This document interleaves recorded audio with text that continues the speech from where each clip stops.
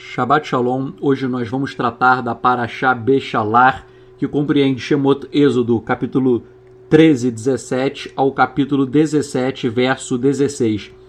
E como costumeiramente eu faço, no início eu vou fazer um resumo desta Parashá, abordando toda a história de uma forma panorâmica, e depois nós retornaremos para analisar alguns tópicos que merecem um destaque. Bem, esta Parashá começa com o nosso povo, o povo de Israel. Ele é libertado do Egito e Elohim conduz o nosso povo pelo deserto. Elohim não conduz pelo caminho mais curto que cruza a terra dos filisteus, mas sim pelo caminho mais longo. E por quê? Explicam os rabinos que o Eterno guiou Israel pelo caminho mais longo para que não tivesse que lutar contra os inimigos imediatamente. E desta forma, Israel poderia desejar o retorno ao Egito, arrependidos e amedrontados, quando vissem que a terra prometida, a terra de Canaã, ela era assolada por inúmeros inimigos, ela estava dominada. Bem, no deserto, Elohim protegia o povo de Israel através de uma coluna de nuvem durante o dia e uma coluna de fogo à noite. E o faraó libertou o povo de Israel e posteriormente o faraó arrependeu-se de ter enviado o povo, de ter dado a liberdade, e ele vem com o seu exército com a intenção de perseguir e exterminar os israelitas. E o povo reclama para Moisés, dizendo: ora, por que você nos tirou do Egito? Para que pereçamos, para que venhamos a morrer aqui e agora no deserto? E Moisés fala que o povo de Israel nada deve temer. E o Eterno ordena a Moisés que levante a vara e abra o mar. E ocorre um grande milagre, e as águas do Yam Suf, em português é conhecido como Mar Vermelho, estas águas abrem e o povo de Israel passa por terra seca.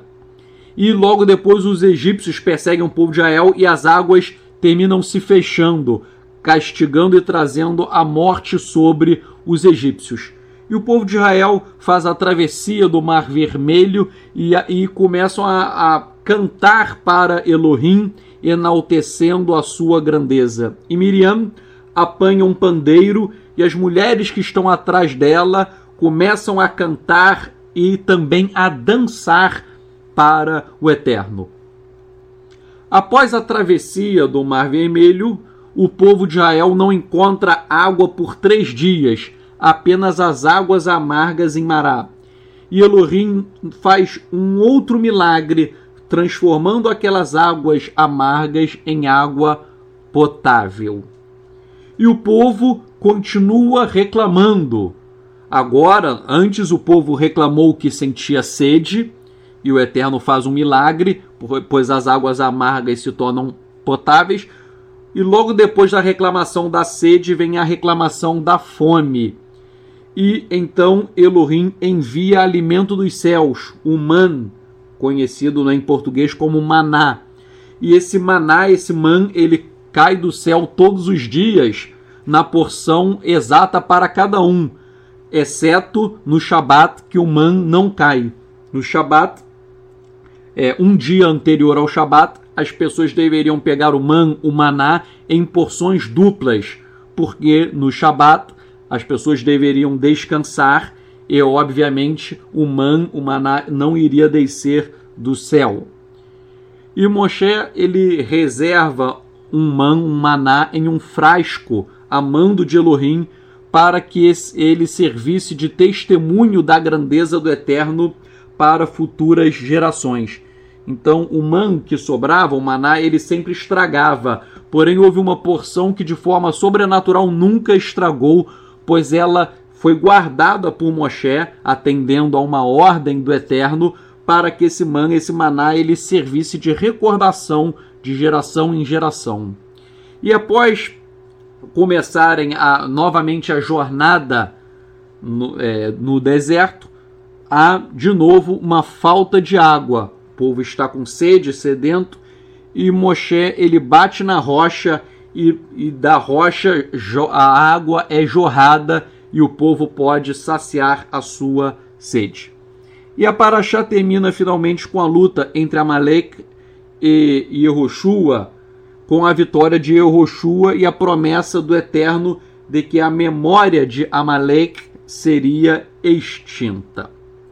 Bem, este é o resumo da Parashá e agora nós iremos analisar alguns tópicos que eu destaquei.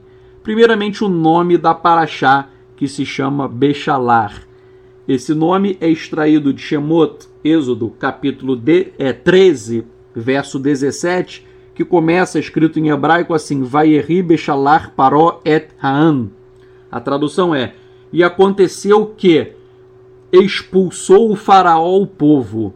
Bechalar, que é o nome da Parashá, significa expulsar. Significa também enviar, mandar. Só que aqui, pelo contexto, o sentido é expulsar.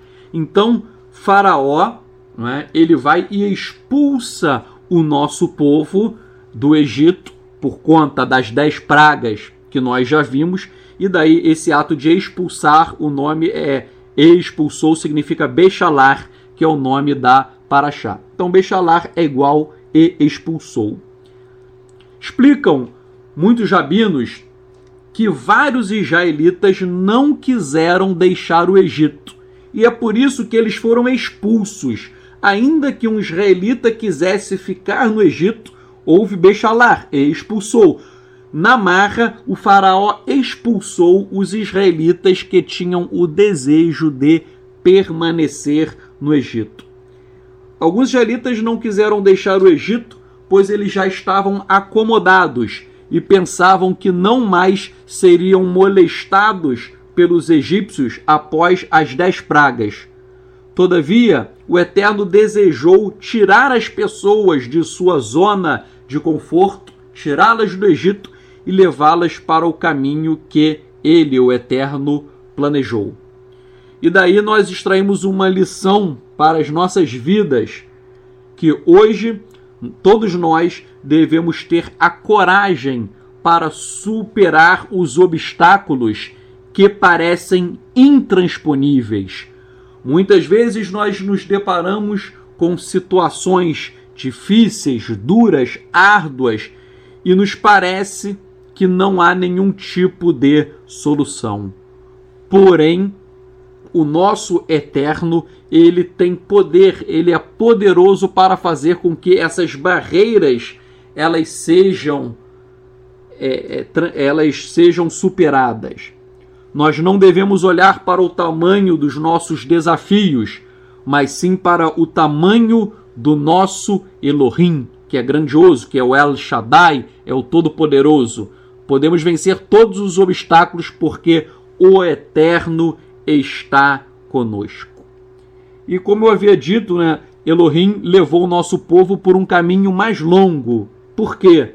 Rashi explica: se eles tivessem encontrado uma guerra imediatamente, como a guerra contra os amalequitas e os cananitas, eles, os israelitas, iriam voltar. Então Rashi explica que o Eterno conduziu o nosso povo por um caminho longo para que não encontrasse de plano os amalequitas e os cananitas, porque se assim o fizesse, nosso povo ficaria com medo e terminaria voltando para o Egito. E eu também tenho uma explicação minha porque o Eterno colocou o nosso povo no caminho mais longo. Durante os 40 anos, explico eu, o Eterno quis aperfeiçoar o caráter do povo, testando-o e provando-o. E de onde eu tiro isso? Eu extraio isso de Devarim, Deuteronômio, capítulo 8, versos 2 a 6. A redação é: e te lembrarás de todo o caminho pelo qual o Eterno, teu Elohim, te guiou no deserto estes 40 anos, para te humilhar e te provar, para saber o que estava no teu coração, se guardarias os seus mandamentos ou não. E o Eterno te humilhou e te deixou ter fome, e te sustentou com o maná, que tu não conheceste, nem teus pais o conheceram, para te dar a entender que o homem não viverá só de pão, mas de tudo que sai da boca do Eterno viverá o homem. Nunca se envelheceu a tua roupa sobre ti, nem se inchou o teu pé nestes 40 anos. Sabes, pois, no teu coração, que como um homem castiga a seu filho, assim te castiga o Eterno, teu Elohim, e guarda as mitzvot, os mandamentos do Eterno teu Elohim, para andares nos seus caminhos e para o temeres. Em síntese, o Eterno levou nosso povo por 40 anos no deserto para testar, para provar, para saber o que estava. Está escrito que é para saber o que estava no coração do povo. É claro que o Eterno sabe todas as coisas, mas isso foi um teste. Os 40 anos no deserto, esse período todo, esse período foi um teste de fidelidade, de emuná, de fé, para saber se o nosso povo continuaria firme com o Eterno ou se dele se afastaria. O Eterno nos prova e nos testa para revelar o que está dentro do nosso coração. Se nós ficaremos firmes ou se nós iremos desistir no meio da nossa trajetória existencial. E daí eu pergunto para você, o que está dentro do seu coração? Será que você murmura na primeira provação? Será que você desiste no primeiro teste? Ou se você fica firme? Esta palavra de Devarim, Deuteronômio, ela é muito forte, pois o Eterno ele nos prova. Está escrito como um pai castiga o filho. Então o Eterno é um pai e muitas vezes ele nos castiga para não por maldade, porque ele é bom e a sua misericórdia dura para sempre, mas sim para saber, para revelar se nós ficaremos firmes ou se nós iremos desistir. A Torá explica que o Eterno guiou o nosso povo com coluna de nuvem durante o dia e coluna de fogo durante a noite. Por sua vez, o Midrash fala que durante o dia a coluna de nuvem ela formava um teto, havia um teto, a nuvem era um teto também para proteger o povo do sol. Então a coluna ela não ficava apenas na lateral, nas laterais, a coluna ela ficava também formando um teto para proteger o povo de Israel do sol. E à noite a coluna do fogo, diz o Midrash, aquecia o povo do frio, que no deserto esfria-se muito à noite. Bem, prosseguindo em Shemot, Êxodo 14:10, fala que quando os israelitas viram o exército do faraó, não é? Nosso povo saiu, depois o exército do faraó foi atrás perseguindo. Então diz que eles clamaram a Elohim amedrontados. Ora, está escrito que o povo clamou a Elohim. A pergunta é, que clamor foi este? O Targum Onkelos fala que esse clamor, na verdade, foi uma reclamação, uma murmuração. O Targum Onkelos diz, eles reclamaram rancorosamente a Elohim. Esse pensamento de Onkelos ele pode ser até extraído do contexto dos versos 11 e 12, que diz que o povo reclama. Ora, por que você, Moisés, Moshe, nos trouxe para morrermos no deserto? Então Onkelos fala que o povo reclamou. Rashi, ele vai e diz, não, o povo não reclamou, eles oraram ao Eterno. Então, olha só que coisa interessante, que contraponto. Para Onkelos, o povo inteiro reclamou.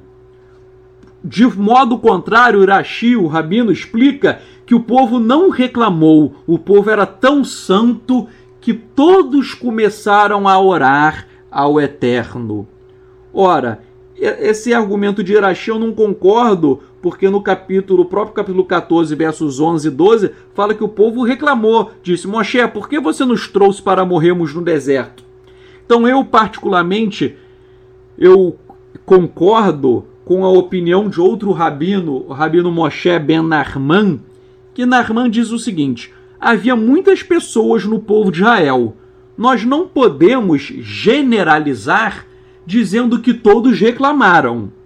Mas nós também não podemos generalizar dizendo que todos oraram, que todos eram homens justos. Então Naaman diz, algumas pessoas reclamaram, enquanto outras pessoas oraram. E eu concordo, né? Em qualquer povo sempre existirão os Rechaim, os ímpios, e também os tzadikim, os justos. Os Rechaim, os ímpios, eles reclamam de tudo.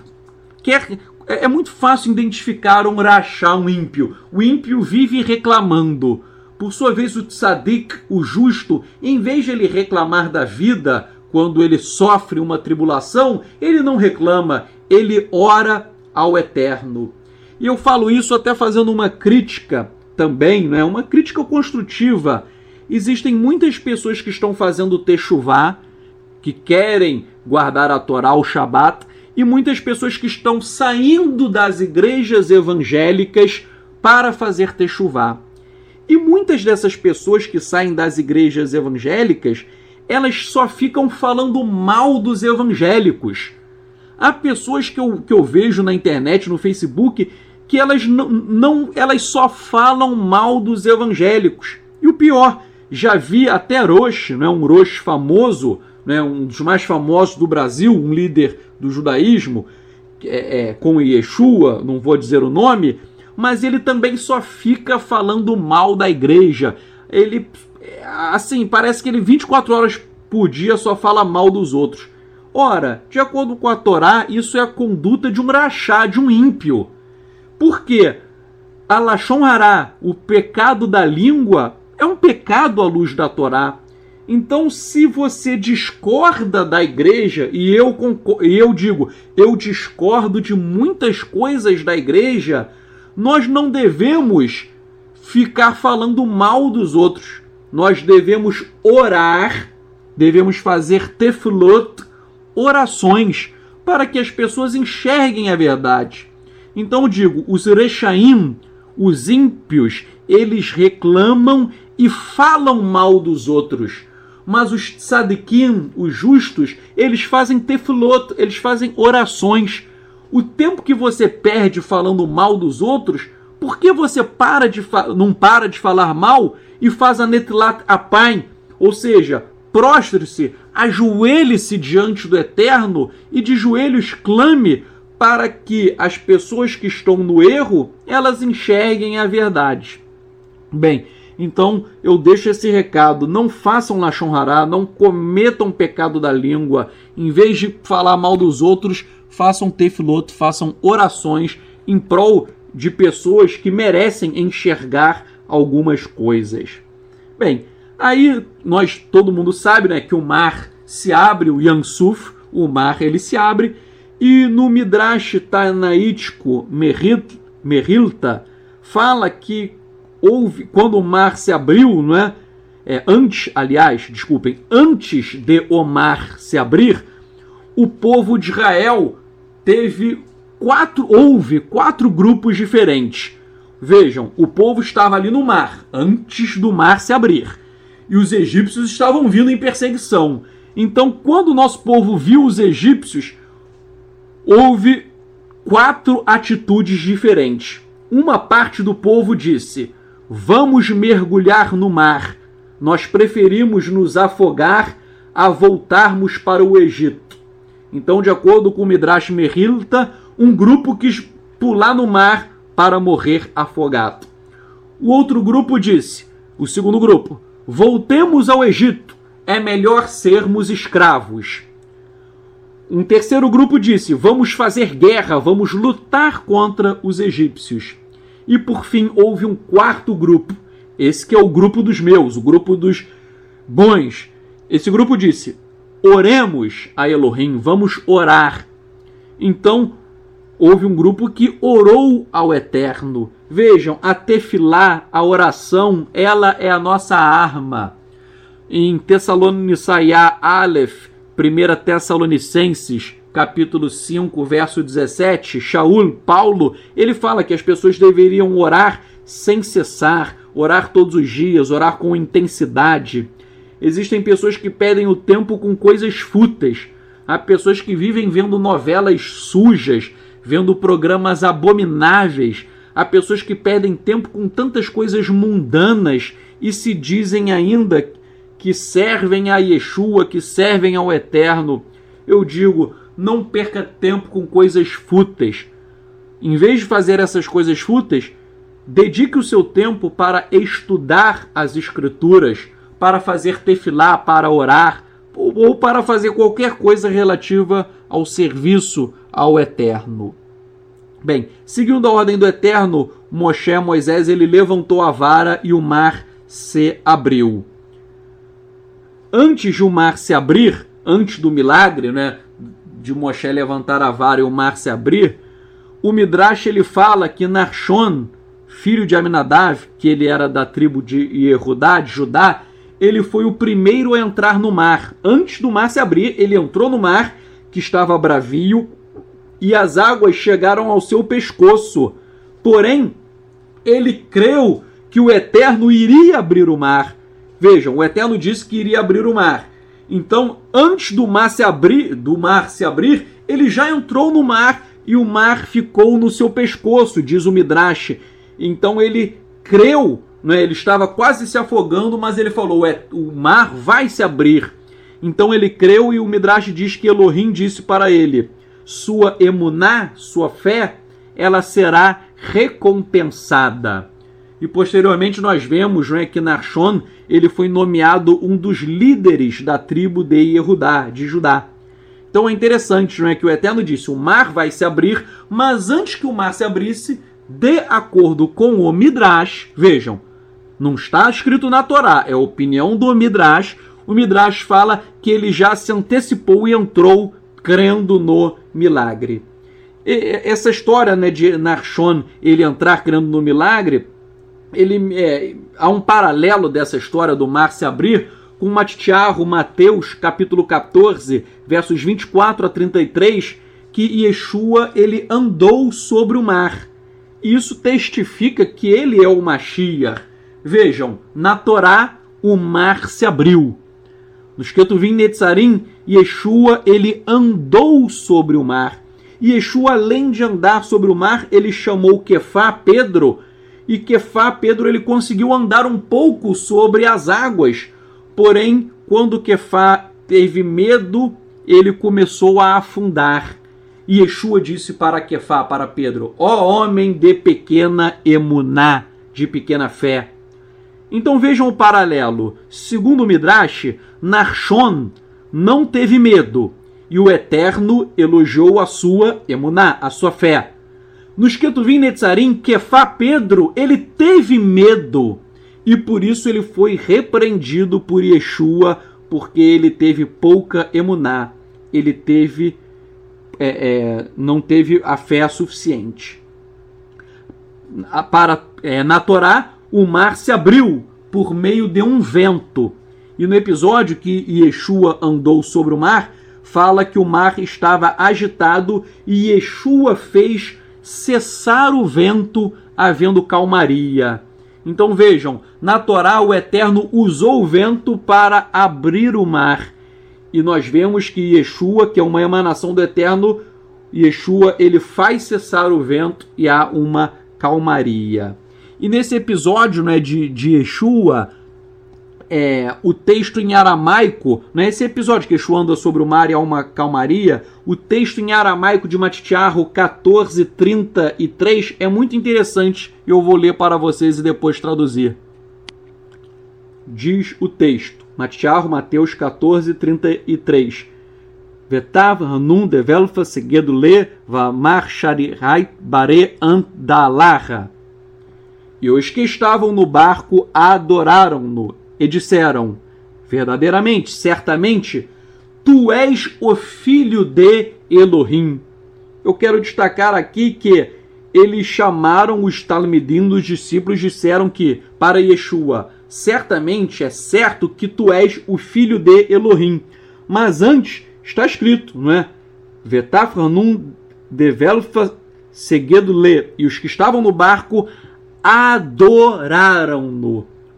Vemos aqui que Yeshua, ele foi adorado. Ele recebeu adoração. E eu estou citando isto porque alguns líderes do judaísmo messiânico que desconhecem aramaico, eles dizem incorretamente que Yeshua não pode ser adorado. Mas eles deveriam estudar aramaico, porque o aramaico é muito claro. Aqui está, seged lê, ou seja, ele foi adorado, vem do verbo sagad em aramaico.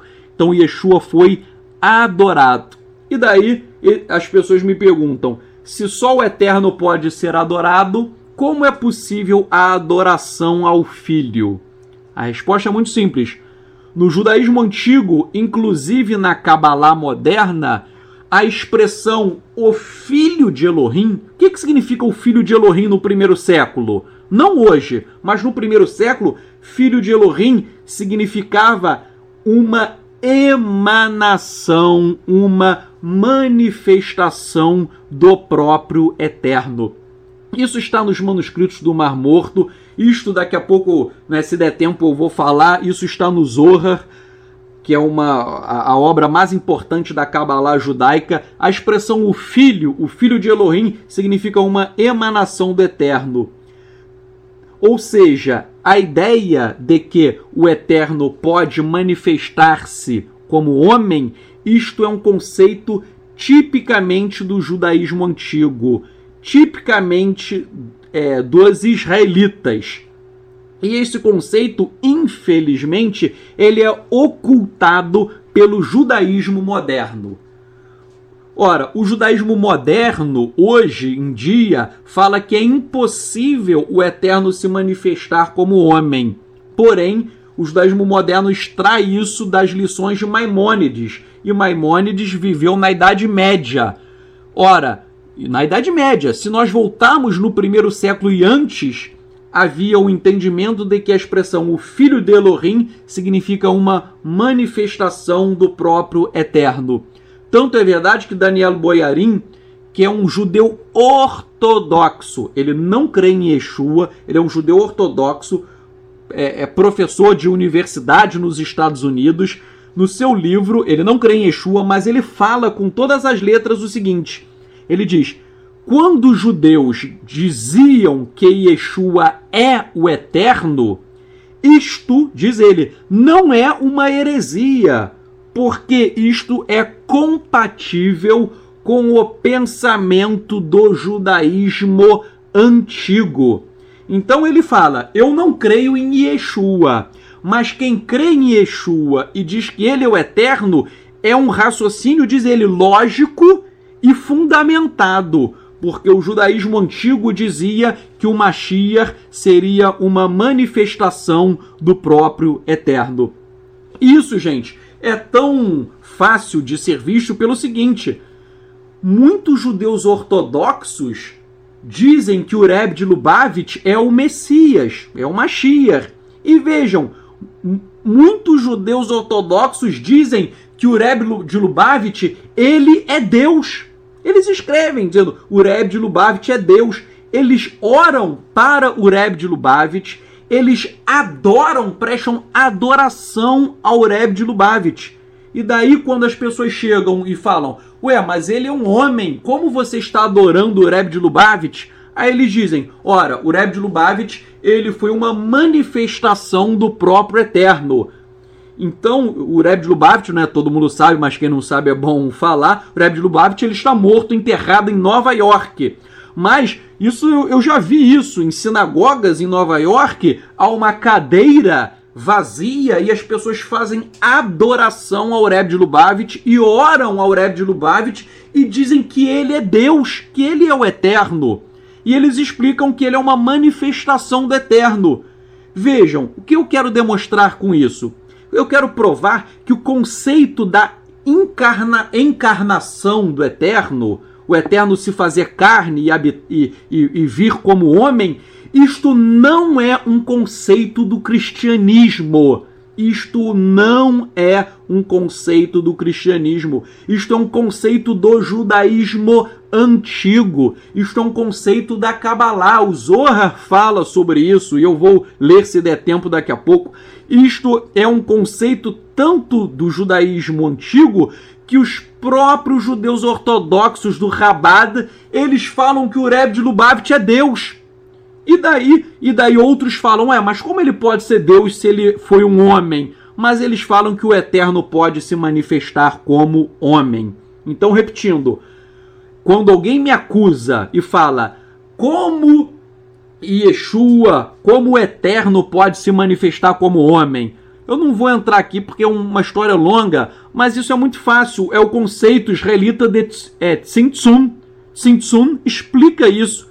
Pesquise sobre Tzimtzum que você vai entender que o Eterno ele pode se manifestar como carne. E é esse argumento que os ortodoxos do Chabad usam para falar que o Rebbe de Lubavitch é Deus. Bem, então, se os ortodoxos do Rebbe de Lubavitch dizem que ele é Deus, eu também posso dizer que Yeshua é uma emanação do Eterno. O raciocínio é o mesmo. Bem, o Midrash fala que quando houve a abertura do Mar Vermelho, aí o Midrash fala algumas coisas, umas curiosidades, né? Não está na Torá, mas são curiosidades do Midrash acerca da abertura do Mar Vermelho. O Midrash fala que os egípcios se afogaram e foram mortos como punição por terem afogados os hebreus no rio Nilo. Né? Vocês lembram que o faraó mandou matar os hebreus? Então, aí o Midrash fala que muitos hebreus eles foram arremessados, os recém-nascidos foram arremessados no rio Nilo e morreram afogados. Então agora, não é? Aqui se faz, aqui se paga, é o ditado popular, então o Eterno pagou com a mesma moeda. Os egípcios morreram afogados. Isso diz o Midrash. Outra observação do Midrash, que esse afogamento dos egípcios aconteceu no sétimo dia da festa de Pêssar.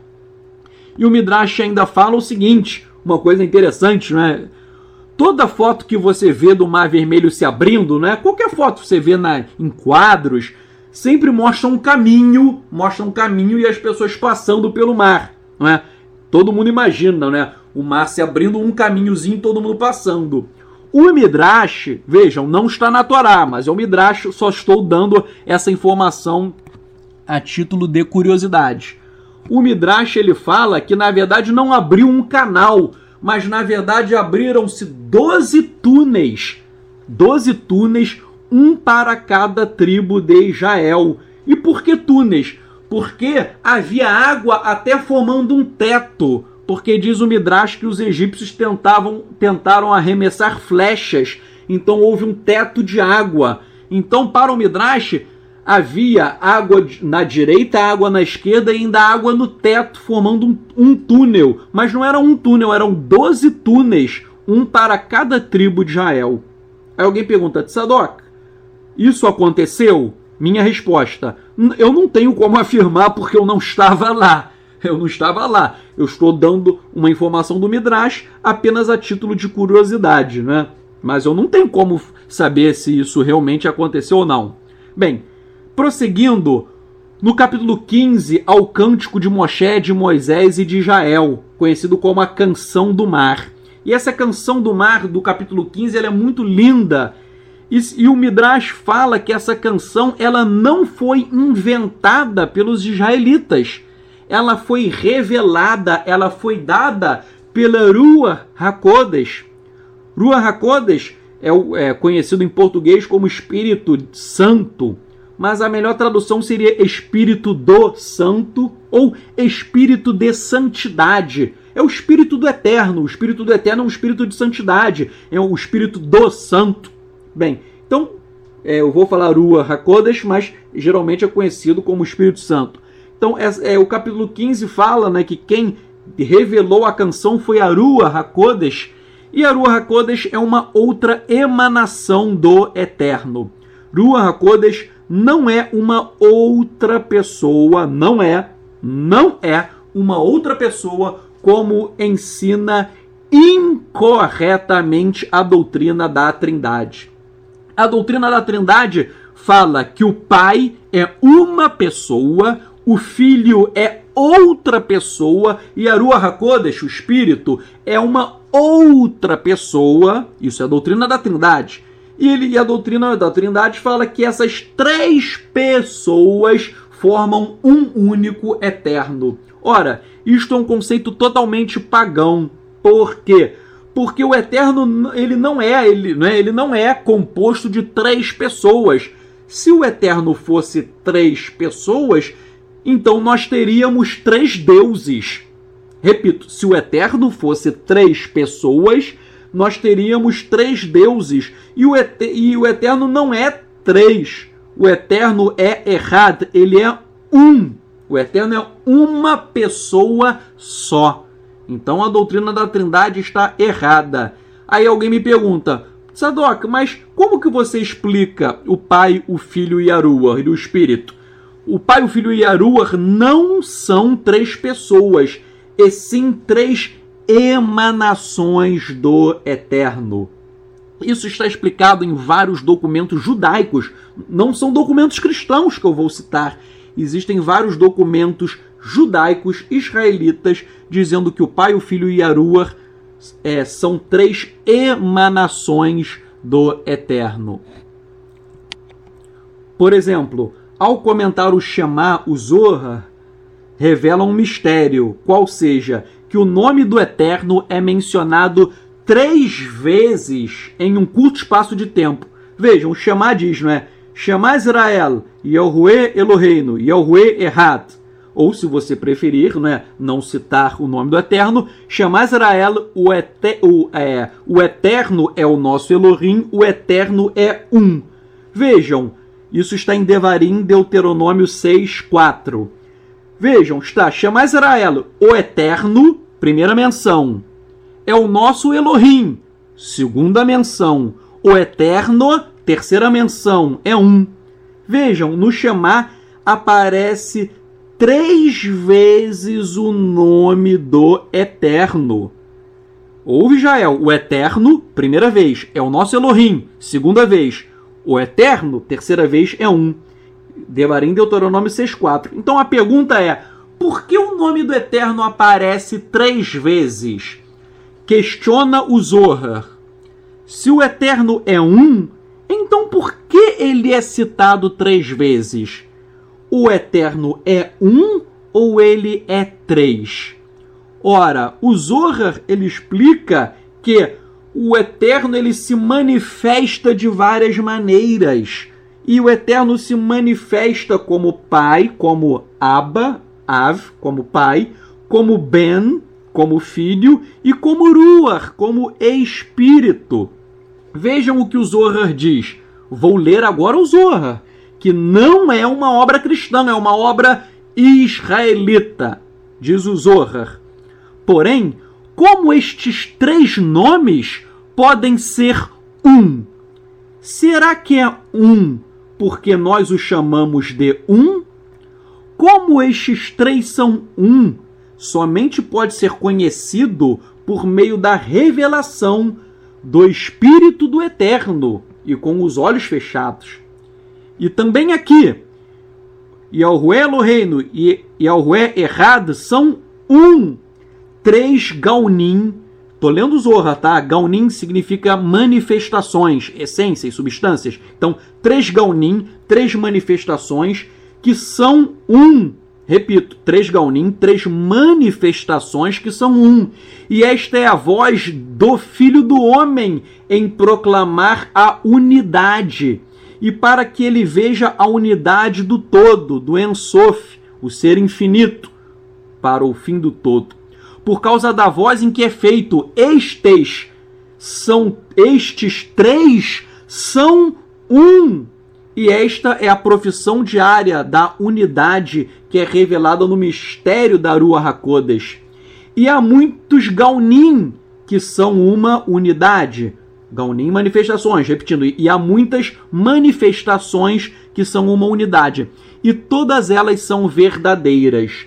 O que um faz, o outro faz. E aquilo que um faz, o outro faz. acabei a citação, fechei aspas. Isso eu extraí de onde? Do Zohar, volume 2, página 43, Amsterdam Edition. Isso eu já traduzi para o português, que não está escrito em português. Vejam, o próprio Zohar, que é uma obra israelita, não é cristã, fala que o Pai, o Filho e Yaruar, o Espírito, são manifestações, são Gaonim do próprio Eterno. Então, a doutrina da Trindade é uma doutrina pagã, é uma doutrina errada, porque o Eterno ele não é 3 pessoas. O Eterno é uma pessoa só, mas que se manifesta por 3 Gaonim, por 3 emanações, por 3 manifestações diferentes. Voltando a Parashá, no capítulo 15, né, há aquele cântico, que é um cântico que foi revelado pela Ruach HaKodesh, pelo Espírito do Eterno, diz o Midrash. E é interessante que no capítulo 15, verso 2, aparece o nome de Yeshua. O nome de Yeshua, ele aparece neste cântico. O texto diz: Ozi vezimrat ya vaihili lishua ze eli ve'anverro Elohei avi va'aron menerro. Traduzindo, minha força e canção é Yah, o Eterno. O Eterno tornou-se a minha salvação. Este é o meu Elohim e eu o exaltarei. Aqui, não é? Aparece, se você ler, né, eu li em hebraico, se você ler esse capítulo 15, verso 2, aparecerá o nome de Yeshua. Aqui está Yeshua, que significa a salvação. Então, isso é um detalhe interessante. E, já no capítulo 15, verso 3, está escrito assim: Yahué ish milhamá, Yahué shemó.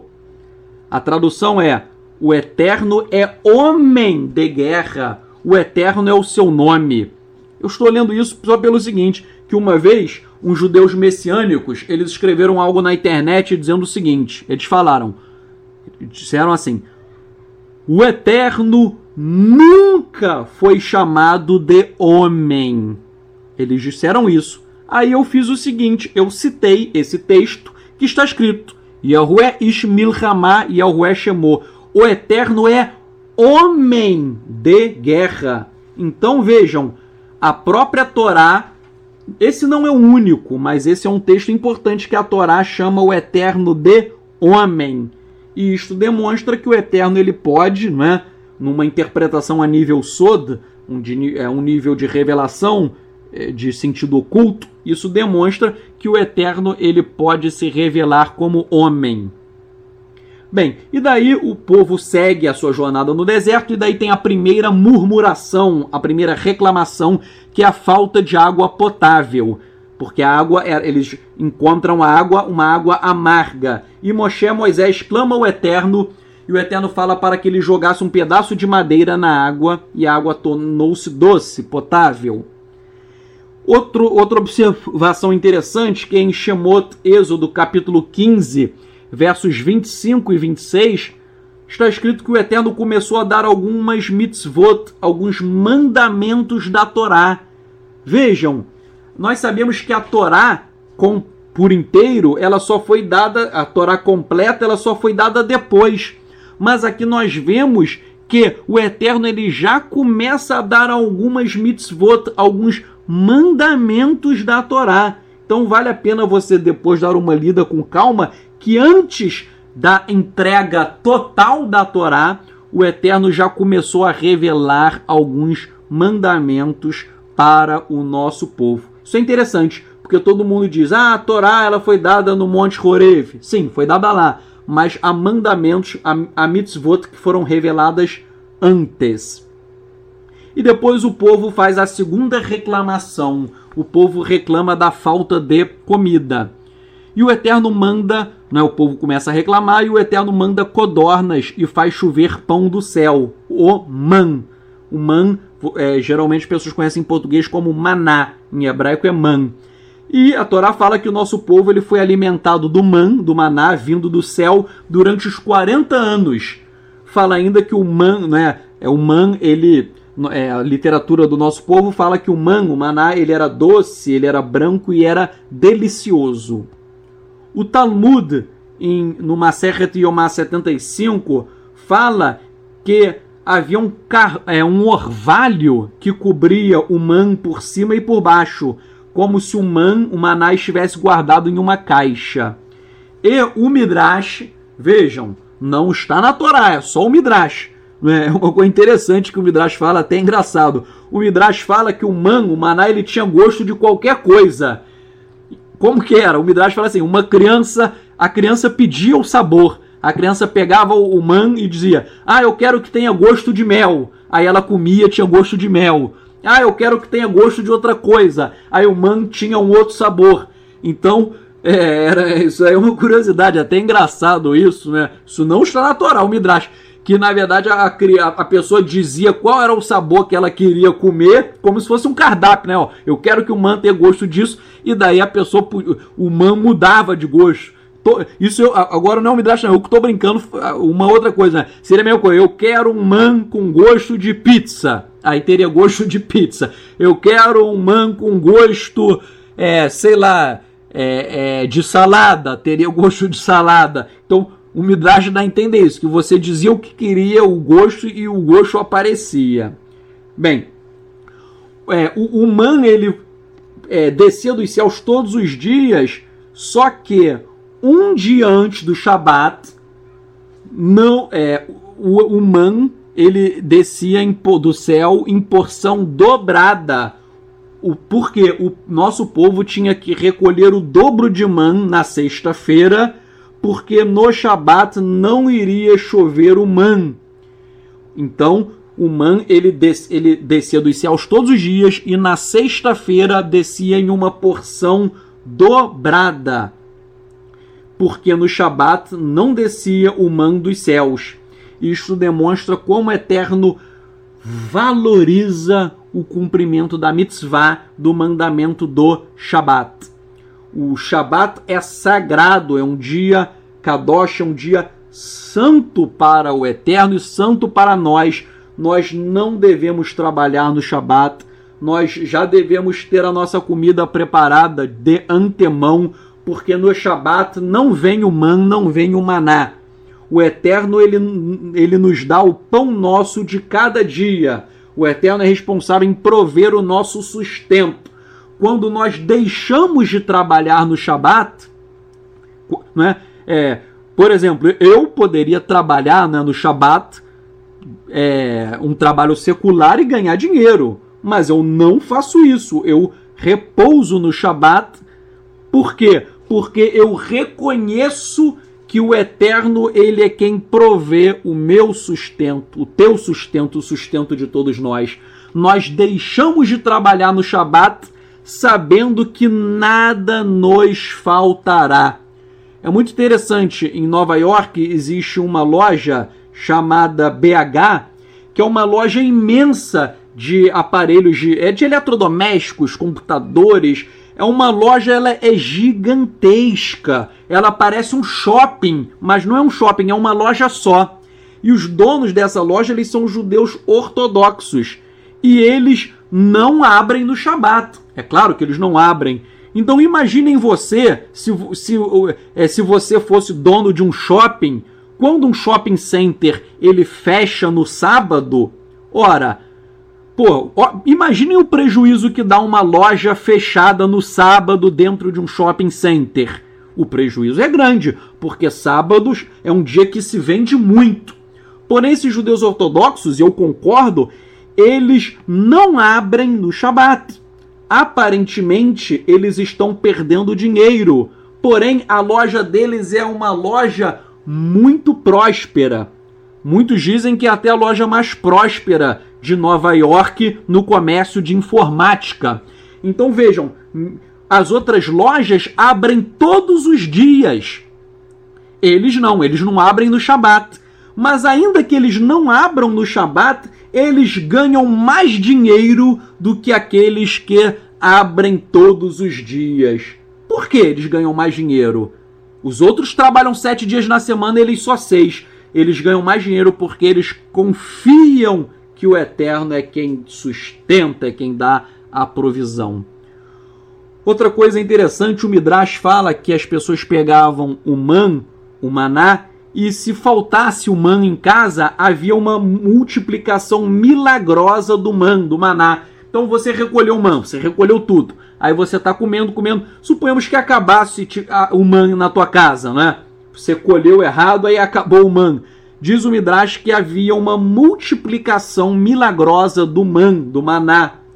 Essa multiplicação do maná, do man, essa multiplicação milagrosa, ela tem um paralelo, porque Yeshua HaMashiach, em 2 ocasiões, ele multiplicou os pães e os peixes. Então, tal como o Midrash fala de uma multiplicação milagrosa do man, Yeshua também ele multiplicou os pães e os peixes. Yeshua fez milagres que são paralelos àqueles existentes na Torá. Por exemplo, Moisés abriu o mar. Yeshua andou sobre o mar. Moisés clamou e o pão desceu do céu. Yeshua multiplicou os pães. E esta passagem sobre o man, não é, em Yohanan João 6, capítulo 6, Yohanan João capítulo 6, versos 30 a 35, diz assim: disseram-lhe, pois, disseram para Yeshua: que sinal, pois, fazes tu para que o vejamos e creiamos em ti? Que operas tu? Nossos pais comeram o man no deserto, como está escrito, deu-lhes a comer o pão do céu. Disse-lhes, pois, Yeshua: na verdade vos digo, Moisés não vos deu o pão do céu, mas meu Pai vos dá o verdadeiro pão do céu. Porque o pão de Elohim é aquele que desce do céu e dá a vida ao mundo. Disseram-lhe, pois, Senhor, dá-nos sempre desse pão. E Yeshua lhes disse: eu sou o pão da vida. Aquele que vem a mim não terá fome, e quem crê em mim nunca terá sede. Essa é a cláusula final, eu sou o pão da vida, está em Yohanan João capítulo 6, verso 35. Yeshua diz: eu sou o pão da vida. Quem vem a mim não terá fome, quem crê em mim nunca mais terá sede. Vejam, no texto em aramaico desse trecho, Yohanan capítulo 6, verso 35, eu vou ler um pedacinho, está escrito assim: Amar lehum Yeshua, Enaná, larma derraie. Então a tradução geralmente é: Yeshua lhes disse, eu sou o pão da vida. Enaná, larma derraie. Só que olhem só, no português está escrito eu sou o pão da vida. Porém no aramaico, na peshita, está escrito Enaná. Enaná é um equivalente aramaico para a expressão Erie, Asher, Erie. Essa expressão Erie, Asher, Erie, ela consta em Shemot, Êxodo, capítulo 3, verso 14. E Erie, Asher, Erie significa eu sou o que sou. Em português geralmente traduzem como eu sou o que sou, mas eu posso traduzir como eu sou o que sou, eu serei o que serei o que sou, eu existo porque eu existo. Então vejam, Erie, Asher, Erie é um nome exclusivo do Eterno. Só o Eterno, está na Torá, Shemot, Êxodo 3,14. Só o Eterno pode dizer Erie, Asher, Erie. Eu sou o que sou. Porém, vejam, só o Eterno pode dizer isso. Porém, na peshita em aramaico, Yeshua usou a palavra Enaná, que significa, isso em aramaico é Enaná, mas em hebraico é Erie, Asher, Erie. Ou seja, Yeshua usou um nome exclusivo do Eterno. Yeshua falou, eu sou o que sou. o pão da vida. Essa seria a tradução. Então, vários especialistas em aramaico, como Yunnan, Rolf, David Bouncher, eles explicam que Yeshua, quando ele disse Enaná, ele identificou-se como sendo uma emanação, uma manifestação do Eterno, porque Enaná é o equivalente aramaico para Erie, Asher, Erie, que é um nome exclusivo do Eterno. Isso consta da Peshita em aramaico. Agora, se você compulsar também os manuscritos, o siríaco antigo curetoniano, é um outro manuscrito em que aparece essa expressão Enaná.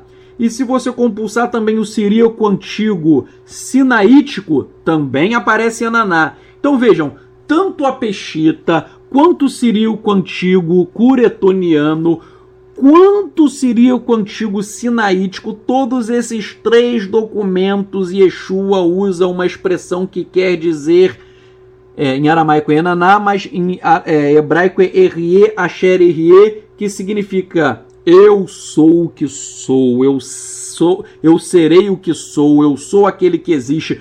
Um título que só o Eterno pode falar.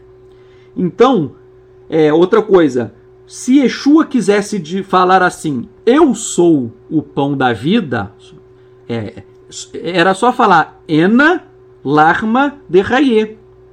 Se Yeshua quisesse falar, eu sou o pão da vida, ele falaria Ena, Larma, Derraie. Mas ele não disse Ena, ele disse Enaná. Vejam, ele não disse Ena, ele disse Enaná, que significa Erie, Asher, Erie. Eu sou o que sou, eu sou aquele que existe. Então a tradução de Yohanan 6,35, tanto do aramaico quanto do siríaco antigo, que é um dialeto do aramaico, seria o seguinte: Yeshua lhes disse, eu sou o que sou, que é o nome do Eterno. Só o Eterno diz eu sou o que sou, eu sou o que existe, eu existo porque eu existo. Então a tradução de Yohanan João 6,35 é, Yeshua lhes disse, eu sou o que sou, ou seja, eu sou o Eterno, uma manifestação do Eterno, eu sou o pão da vida. Quem vem a mim não terá fome, quem crê em mim não terá sede na eternidade. Tem essa cláusula na eternidade, lá alam, né? Em hebraico é olam, em aramaico é alam.